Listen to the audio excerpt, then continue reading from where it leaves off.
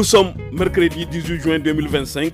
Merci de nous recevoir chez vous pour ce nouveau rendez-vous de votre émission Le Niger sur Kalangou. Eh bien, pour vous servir, je suis Mokhtar Hamadou et avec moi, Mariam Adé. Bonsoir Mariam, comment vas-tu? Ça va très bien Mokhtar, et de ton côté? Je vais super bien, Mariam, alhamdulillah. Alors, faisons un petit coucou au technicien du jour, Issa Lawali, au chef d'édition, Moussa Hassana. Mokhtar, dis-nous quel est le programme d'aujourd'hui? Eh bien, installez-vous confortablement dans cette émission. Nos auditeurs auront une bonne dose de la musique 100% nigérienne. Et dans la partie invitée, nous suivrons un entretien avec l'honorable Maman Ali Kaura, chef de canton de Dourma, département des Myrias, région des Anders, qui nous retrace l'historique de la vallée de Kourama et son importance pour la région.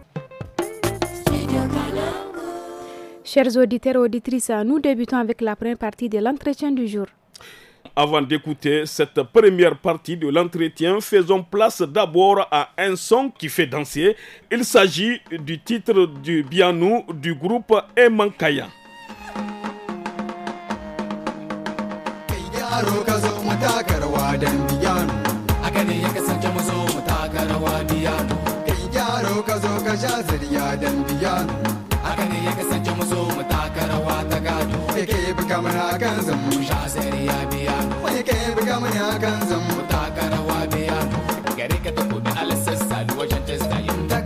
Moi je porte des bouts, c'est quand c'est sombre, les on est tous à l'aise.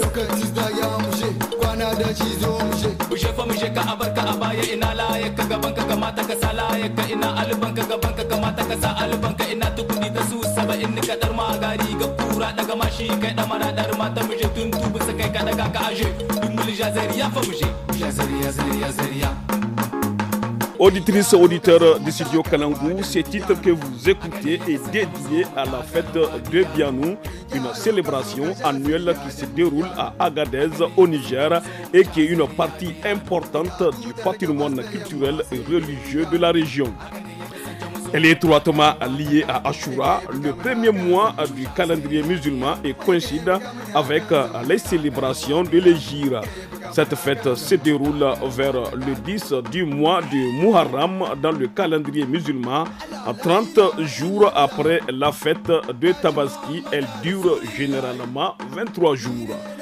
Le Bianou est caractérisé par des défilés, des danses, des chants et des rassemblements de communautés promouvant la paix, la cohésion sociale et la préservation du patrimoine.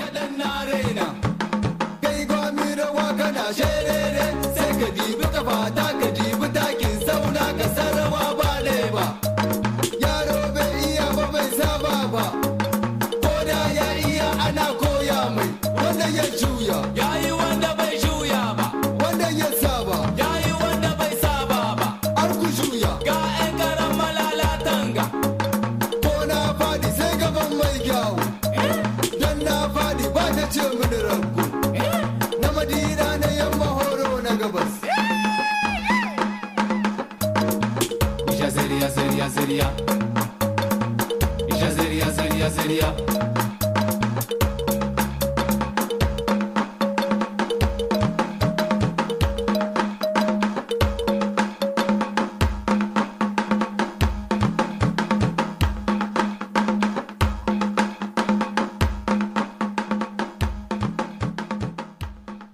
Après cette pause musicale, on enchaîne avec la première partie de notre entretien du jour. Longtemps considérée comme la vache à lait de la région, la vallée de Korama est un cours d'eau permanent qui traverse plusieurs kilomètres le sud-ouest de la région de Zender. Plusieurs activités, notamment l'irrigation, y sont pratiquées au profit des populations locales et plus largement au bénéfice du Niger. Cependant, certaines pratiques malsaines ainsi que les effets du changement climatique ont drastiquement réduit son rendement ces dernières années. Dans cette première partie de notre entretien, l'honorable Maman Ali, chef de canton de Dourma, département des Myrias, région des Anders, nous retrace l'historique de cette vallée et son importance pour la région. Un entretien mené par Zara Boukar. To wannan gulbi namu na korama na ƙasar Durum na halko matashin shi daga mai jirga a gali babban tabki ne mar wanda yake shekararre shekara da shekara kuma yana ƙarshen ƙasarmu daga arewa nan ne daga inda ƙasar mu ta taso mai jirga a gali jikin kwarin bakwai a nan damcin yake ruwan gulbin babban a nan yake dam daga nan ƙorama take tasowa ta biyo ta taho mashaya kwarurrukan mashaya ɗaya biyu ta biyo banima ɗaya biyu ta biyo kumci ta biyo ta zo nan durum ta wuce ita ce ta ratsa daga garin durum gabacin garin durum mashigal gari ita ce ta wuce ta ratsa ta tafi hal garin kacalla ta tafi majema garin dan sawani ta je ta tafi hal koramal kuma can cikin ƙasar dogon. To ku za ku iya gaya mana mai martaba wani irin amfani al'umma suke ci ta hanyar wannan korama? To alhamdulillahi wannan ruwa kuma shi ne daga shi aka yi dam tun 1900 da wajen 60 aka yi dam wanda ake ba da magar ruwa daga shi ya biyo ta gogo gidan ruwa na gogo shi ne yake ba da magaran ruwa tun a da kafin a yi wannan na gida na arunguza. To alhamdulillahi wannan ba karamar kyauta ba ce ga ubangiji ga al'ummar mu kasar durum har ma al'ummar ta duniya ma da ta shafa za a ci tunda jama'ar mu suna yin aikin noman rani tukuru daga aikin noman damana sai na rani yan kasar durum jama'ar mu ta durum da an kare noman damana an shiga na noman rani a da lokacin nan mu wanda suke karkarar nan kulkusan durum bisan bazancan wani zuwa wani waje neman abinci ko wani tabura ko exod wanda suke da zargin koramar wannan daga sun kare noman damana noman rani ake fadawa da an kare noman rani damana ta zo tubarkalla ruwan a lokacin nan ruwan ba kaɗan ba ne nan gabacin durum da yake biyarwa tun lokacin da muka taso ma mu kanmu nan da baya da shekara 50 muna yara idan muka fito daga bayan gari daga gari gurin koraman nan da ya wuce tafkin nan ruwa ne kacala ce ciyawa iri-iri ta cikin ruwa da kifaye har da kado kuma itatuwa wanda yake masu 'ya'ya kamar dabino kamar gwaiba kamar mangoro to duk akwai su da an wuto ko ina gashi nan har da su banan su lalle wannan da taba ma irin wannan wanda ake sha wanda ake cin huranta duka da ana noma su anan tun lokacin iyaye da kakannu an ka tunkaro durum daga gabas mashigal gari za ka gani duka yanda ka san garin larabawa da bunnai ne za ka gani sun tarbe ka da mangura gashi na yati. To ko me za a iya rikewa game da yanayin wannan korama ganin cewa an yi shekaru aro ana cin more shi?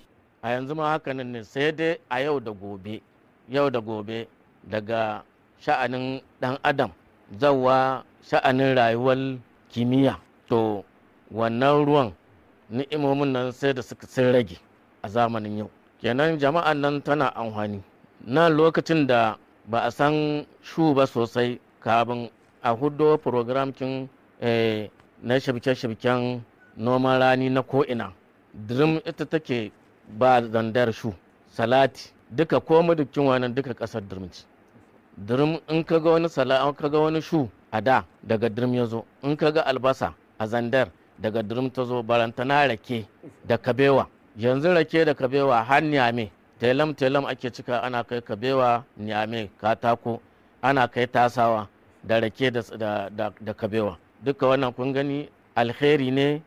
Encore de la musique avant d'attaquer la deuxième partie de notre entretien du jour. Et cette fois-ci, place à ZM en featuring avec John Sofa Collé qui nous vient avec les titres Tabou Cisé. Je dois partir, malgré la paix, malgré l'hospitalité. Je dois partir, trop dur d'être jeune chez nous. Vivre, fardeau fatal, dans nos têtes le doute s'installe. Que c'est dur de douter de son avenir. Triste de savoir que pire sera le lendemain. Dur de ne pas savoir comment en finir. Je dois partir, à Paname ou chez l'oncle Sam. Conscient de tous les dangers, je sais que là-bas je serai comme un naufragé. Mais je saurai nager. Je dois partir car j'ai honte. Honte de toujours tendre la main. Maître de toutes mes facultés, faut que je gagne mon pain. Je m'en vais là où l'espoir est possible. Même si là-bas ma vie serait jamais paisible, où mon visage triste passerait invisible. Je partirai car chez moi la jeunesse est sacrifiée. L'alternance est modifiée à son propre sort, elle est liée. Tabu size haika sambezaya Lora goga kway nyango goge Dangay inna berini no wasa Hankan kada surukun no gaban Tabi gaban naray gaban jaw gaban Ya dinga nyangayni no wasa. Je dois partir vers d'autres horizons pour qu'un jour, à mon retour, mes paroles aient raison. Je m'en vais là où l'espoir est possible, défier leur mépris et leur climat impossible. On m'a dit que chez eux, la misère est visible. Mais ici, c'est celle des miens et de toute cette jeunesse cible qui souffre en silence sans évolution possible. Je dois partir, il paraît que là-bas, toutes les cartes ne sont pas encore jouées. Mais ici, pour ceux de ma génération, le jeu est déjà fini. Bon nombre de nos aînés ont échoué. Dans l'alcool, ils ont sombré. Dans l'échec familial, souvent dû au manque d'emploi, la misère les a cloués.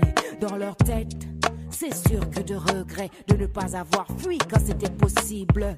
Avant que la vache ne devienne vraiment maigre, je dois partir. Peut-être qu'un jour à leurs yeux, je serai crédible.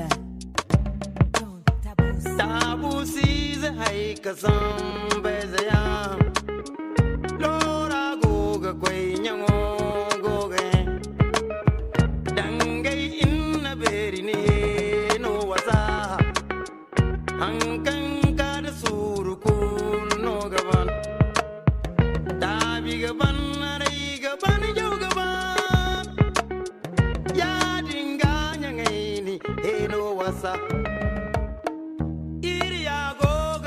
Kalir jajaya kumbo goga sar kubar machire galma goga korbo bero chire hayne chiraka wo mato fu boray date naji fu boray nagawi karme dulla alni mola gahe mola biyoda dulla mesfejere de la baba dulla mola maye tabu size aika sambaizeya.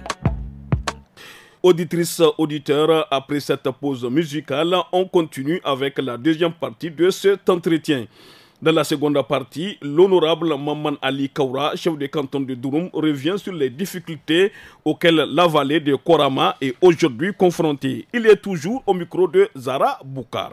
To a ganin ko wani irin matsaloli wannan tafki ke fuskanta?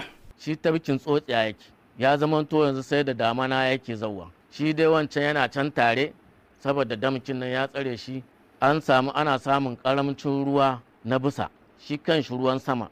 A yanzu ya sauya ba irin na da bane, sai ka ga wani lokacin ya yi latti, wani lokacin sai ya sabko da wuri kafin a tantance ya ɗauke, wani lokacin ba shi da yawa shekara ce. To wannan matsalolin na yanayin kimiyya na yanayin ruwan sama ya kawo tabkin nan bai shekara sai ya tsotse, sai damana ta zo in wancan ya taru na mai jirga a gali ya cika dam, sai kuma a sake shi ko kuma ya hayo ya taho ya wuce. Idan damana ta wuce shi kenan wannan wanda ya wucen ya tsotse, sai wanda yake guri-guri cikin rami, cikin kacala, cikin kwarurruka shi ne yake ɗan shekara. To kuma shi kanshi mutum ɗan adam su kansu masu aikata guraren su a lokacin nan suna da wani ɗan jahilci wanda yake kawo mana matsala.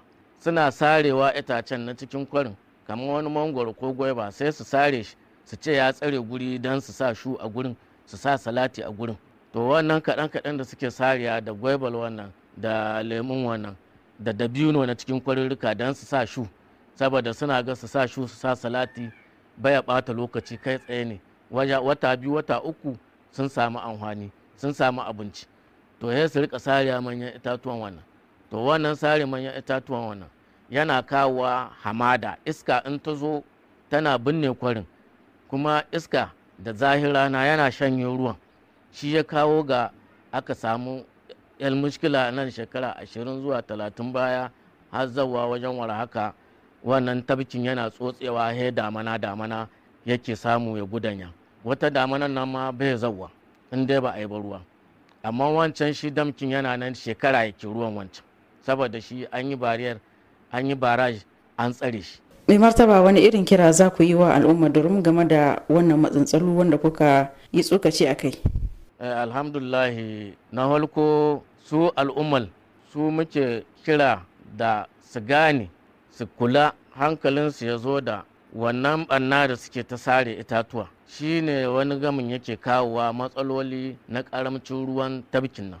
Kenan idan muna kira ga al'umma su daina wannan sare itatuwa wannan, maimakon ma a rika shibka wa'insu a gurin da aka sare wancan nada, a rika mai da ƙananan itatuwa wanda suke masu ba da 'ya'ya wanda za a ci, kuma a sa itatuwa na zamani masu gaugawa. Akwai itatuwa wanda shekara ɗaya shekara biyu cikin kwari kamar mangoro, akwai wanda suke ake ce musu semansu amerolin, mangoro na gaugawa da gwaiba na gaugawa da hatta da dabunnan na gaugawa a sake dasawa, a tattala su, kuma a zo a yi shimge wanda zai kare iska. Wannan shine muke kira dabar ga al'umma, tunda sai ka kama kanka tukwanan gwamnati ta kama ma, ka gwada kokarinka tukwan gwamnati ta kama ma. Gwamnati ta saka wani sabon tsari na karfafa noman rani da ake wa lakanin grand irrigation. Kowane irin kira za ku yi wa gwamnati domin magance wannan matsala ta shanyewar korama da kuke fuskanta da ma sauransu? Muna kire ga gwamnati, ga shugaban ƙasa, iko namu na Nijar. Alhamdulillahi, yanzu da muka samu sabon sauyi, muka samu sabon gwamnati wanda yake gwamnati sabo mai himma, wanda ya zo da niyyar ya bunƙasa ƙasar Nijar, da niyyar ya hudowa Nijar incinta, da niyyar ya farantawa talaka rai. To muna kira ga gwamnatin nan, alhamdulillahi muna goyon bayan shi da mu da al'ummarmu na a kama a yi aiki na ƙasa tukuru, na gwada kishin ƙasa, a kula da al'umma. Yin niyyar da suka zo, program kin da suka zo da shi musamman bisa kan harkar noman rani wanda ake cewa grand irrigation. Muna neman taimako ga gwamnati, wannan ƙorama tamu ta garin Durum, gwamnati ya inganta mu ita dangance da kayan noma na rani na zamani, kuma da wayewa kai na al'umma, da ba su horo al'umma yanda ake noman zamani.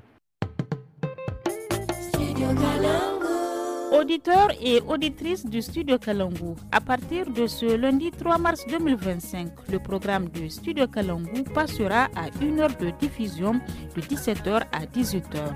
1 heure de contenu riche et varié, 1 heure pendant laquelle vous aurez l'émission Le Niger sur Kalangu, des informations en 5 langues, un magazine hebdomadaire, un forum hebdomadaire, l'émission des jeunes tous à la fada les dimanches et un documentaire radio mensuel les samedis. Studio Kalangu au rythme du Niger. Vous écoutez toujours les programmes du studio Kalangu. Auditrices, auditeurs, la rubrique environnement de ce mercredi nous amène encore dans la région de Zander, plus précisément dans le département de Kazoé, où la population lutte contre les déchets plastiques grâce à l'ONG World Vision qui a pris l'initiative de récompenser les collecteurs de ces déchets. Ces déchets plastiques sont utilisés dans la fabrication des pavés. Abdurrahman Yahya, habitant de Kazaoué, également l'un des briquetiers, donne plus de précisions au micro de Asmana China. leda suka yawa a cikin garin Kazawai, hatta a cikin gari duk inda ka je zaka gansu wani fati da kasan ka kora dabobi ko ina a cikin daji ga su kana ganin su, hatta kan gurin abinci zaka gansu ko ina sun yi yawa. Allah ya kawo mana bizo mondar, sai aka ce to me ya kamata a yi wannan, he bizo mondar ta ce to bari ka gani, sai ta tattara mata ta gayyace su, ta ce su zo, ta gayyace su, da ta gayyace su ta ce to shara take so na gari, ta sa gasa ma na shara da ake na gari, ta sai gashi akwai wani tukunci da za ta mu ta faɗa ba to mata sai ta kai har unguwa ake share sai aka ce to tunda an yi haka nan ledan na ake so ba a so a ganin ta kowa ya ka leda akwai tukunci da za a bashi leda wanda ya cika buhu guda a kawo yanzu leda da aka kawo aka tattara leda da aka tattara ta ina sa ran da kawai tashi sama da 200 buhu rigiza wannan a cike aka tara ta cikin biro da to ana cewa me za a yi har ta kai aka ga matan sun fara kasala ana cewa kai ba abin da za a musu ba abin da ya kasance yanzu da suka zo irin na karshen nan da suka kawo kowa da bahu sai bizo mandal ta fara basu mai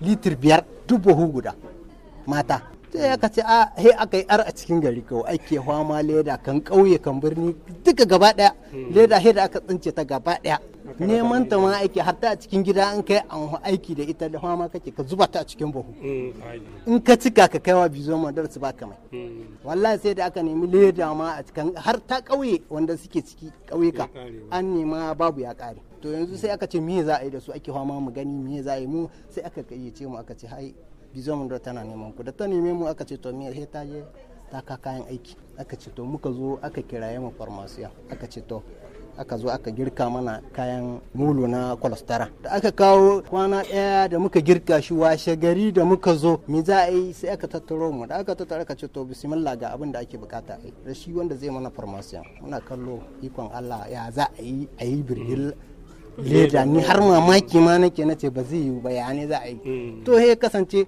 muka yi mulu daya muka yi na biyu nace wannan ni da nake gini ina ga wannan ai kolostara wannan ina ga ban shakku akan shi ma ko mota tana iya bin saman shi ba na shakku akan shi insha Allah nace to he kasance muka tara idan muka tara yan gari da suka gani ka ce fabe fa suke muna bukata akwai wanda ya ce ma shi zai tattara leda shi ya kawo mu mushi sai muka ce an tsaida mana aikin amma sai sun waiwaye mu wanda muka tara yanzu haka wannan ya kai sama da 150 haka ya ake yin shi da farko har karshe da farko rere ake auna kilo 10 leda kilo 3 yanzu aka zuba yashin nan daga an zuba ya gasu sosai ya dau wuta leda ka san in ka zuba ta akai tsaye tawa mulun yawa abun tukunyar da ake dafa ana zuba ana juya shi ana zuwa ana juya shi ana zuba ana juya shi har kilo 3 nan ya narke ya zama ba rairai ba laka kana ga yanda yake da yanzu wannan mun yi doza jikin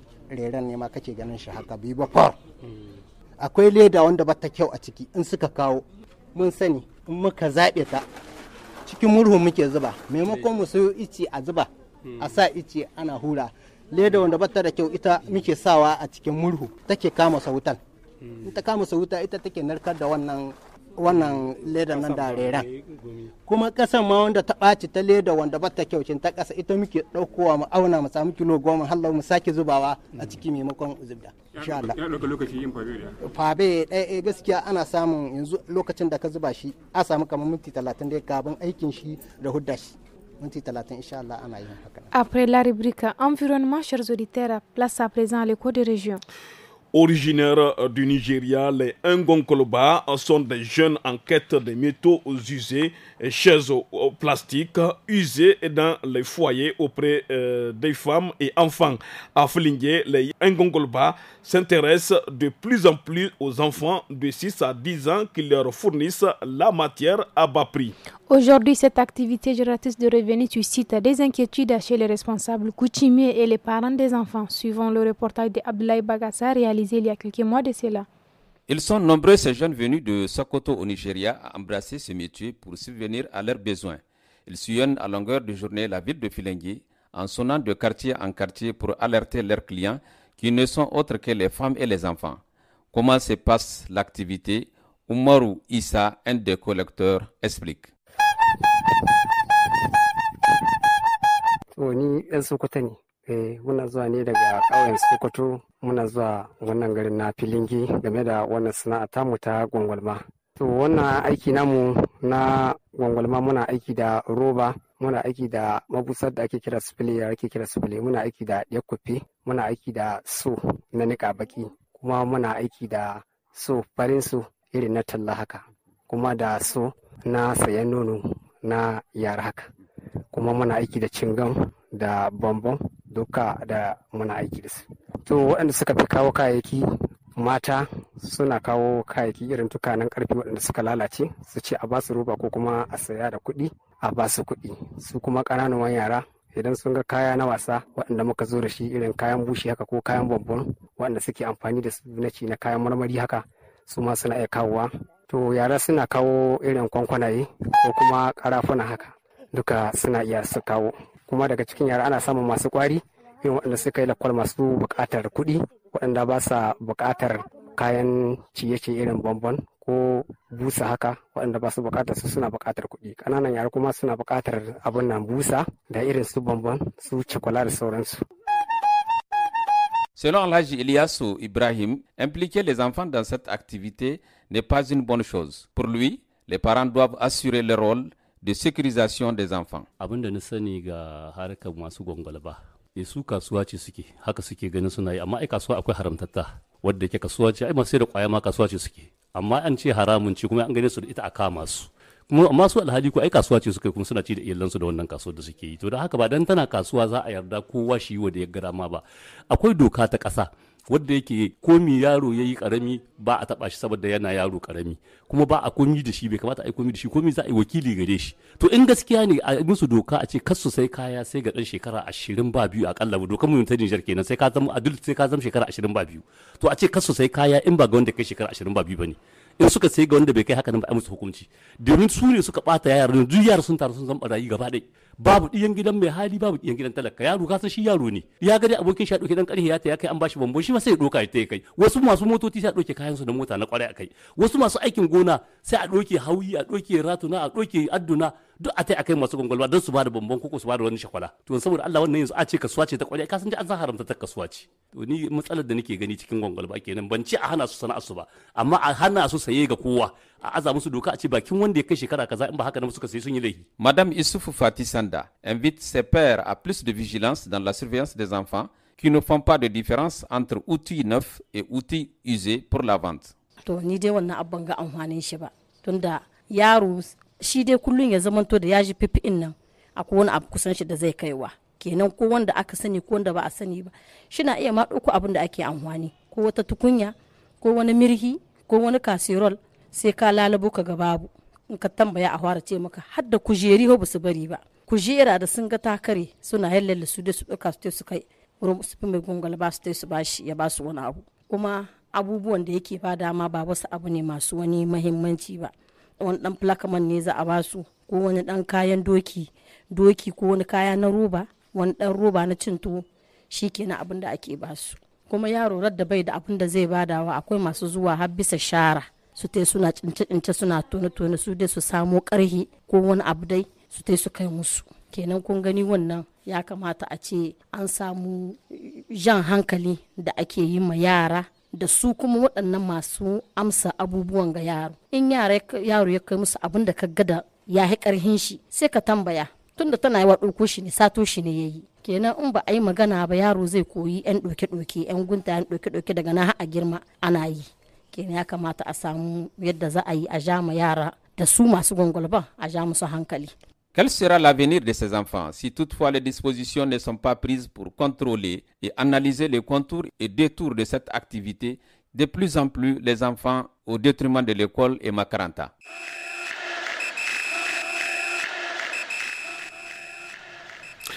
Chères auditrices, auditeurs, amateurs du sport, si vous venez de nous capter, vous êtes à l'écoute de l'émission Le Niger sur Kalangou. Et c'est l'heure du sport et notre chroniqueur sportif du jour, Sariou Adam, est avec nous dans ce studio. Bonsoir Adam. Bonsoir Mokhtar, bonsoir Mariam. Bonsoir Adam. Eh bien, Adam, nous débutons cette page sport avec un point sur la 25e journée de la Super League de football, n'est-ce pas?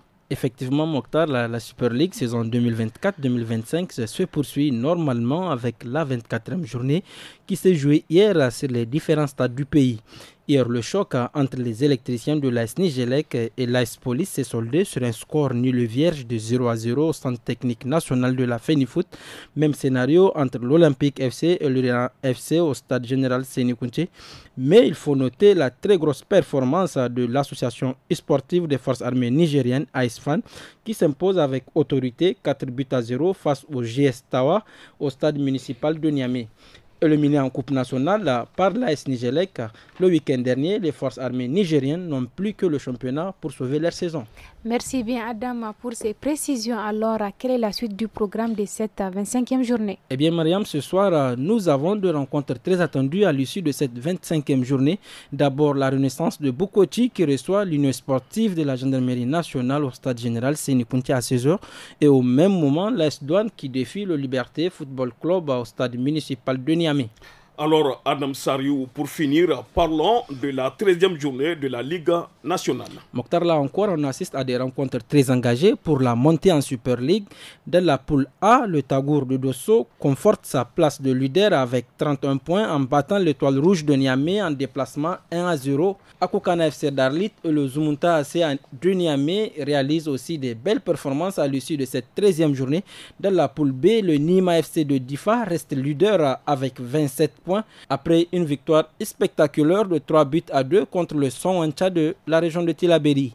AS Toudou d'Agadez suit de près avec 26 points avec un large succès sur l'Arewa FC de Douti, 4-1. Chers auditeurs, c'est l'essentiel de la page sport de ce 3e numéro de la semaine. À demain. Bye bye. Merci beaucoup Adam Sariou pour toutes ces précisions, ces informations très précieuses en sport et très bonne soirée à toi. Et maintenant, Mokhtar, place à notre chronique à Loti. Mariam Adé, dans la rubrique Loti de ce jour, les femmes du studio Kalangou touchent du doigt le problème d'insécurité urbaine à Niamey et dans les grandes villes du Niger. Le vol à l'arraché en plein jour fait partie des pratiques qui inquiètent la population. Écoutons l'équipe femme du studio Kalangou.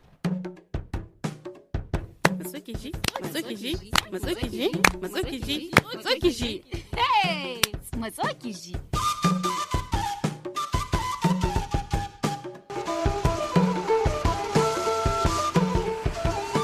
Biyar, goma, 50 kenan. Ina kwana Biba, kina lahiya? Lahiya ta lau umu, ya gida, ina yara. Lafiyar su lau gorata. Me ya same ki kike kilga kuɗi akan hanya ko wata kwambala ce kika ci? Haba gora, dama a ce lotan ce na ci. Daga banki nake kuma mutane na ga sun yawa a ciki. Shi yasa na hito waje wai in gushi idanun mutane. Wala, hauli. Wallahi kina bani mamaki. Kenan ke a ganin ki wajen ya fi cikin bankin a fannin tsaro? Daga ina wannan kazamtaccen nazarin ya fito miki? Ke gora, wannan nazarin nawa shi ake ce madatacce in gaya miki. Na ji labarin wani biko cikin banki ana samun barayu da suke shiga cikin jama'a su zo su yi ayyukansu cikin banki suna kun sa ido akan mutanen da za su kwashi ɗimbin kuɗaɗe. Wa zai biki saboda miskinin kuɗin ga naki?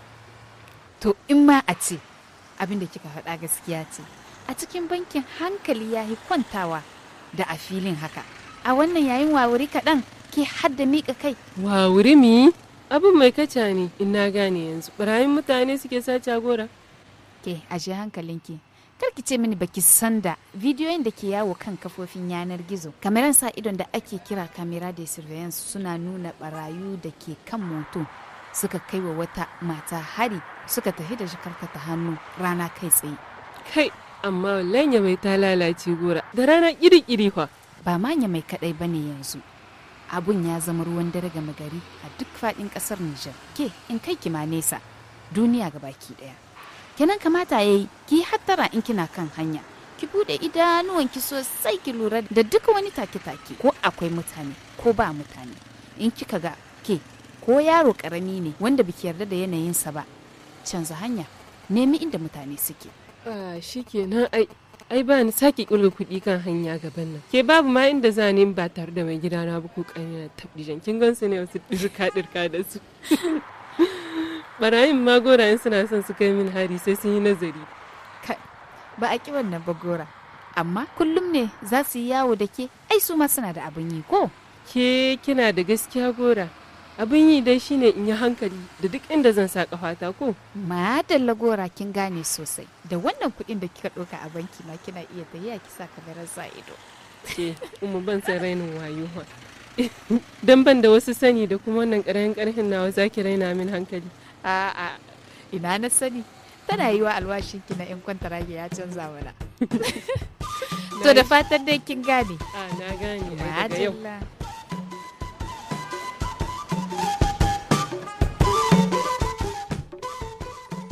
Nous sommes à la fin de cette édition de votre émission Le Niger sur Kalangu. Au micro, c'était Mariamade avec moi, Mokhtar Hamadou. Et oui, Mariam, la technique a été assurée par Issa Lawali et à l'édition Moussa Hassan. Excellente soirée à toutes et à tous.